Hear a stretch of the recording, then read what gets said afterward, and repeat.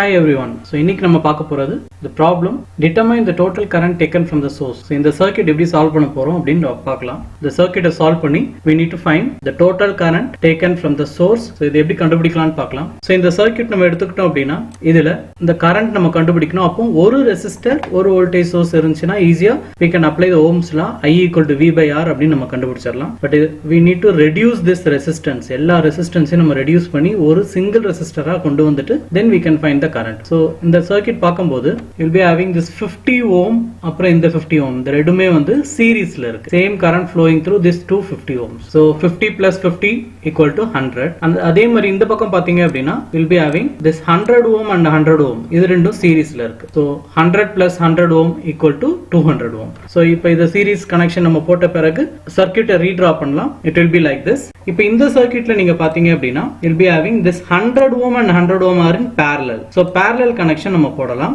Parallel connection formula equal to R equal to R1 R2 divided by R1 plus R2. So 100 into 100 divided by 100 plus 100 that is equal to 50. Similarly இந்த பக்கம் நம்ம பார்த்தோம் அப்படினா இந்த 200 உம் இந்த 50 உம் parallel ல connect ஆயிருக்கு. So that is equal to 200 into 50 divided by 200 plus 50 40. So இத வந்து நம்ம இன்னும் simplify பண்ணி டயகிராம் வரையலாம். So வரைஞ்சீங்கன்னா you'll be getting the answer 40 here and 50. இப்போ இந்த டயகிராம் பார்த்த உடனே உங்களுக்கு தெரியும் the 40 and 50 are in series. So we can add 40 plus 50.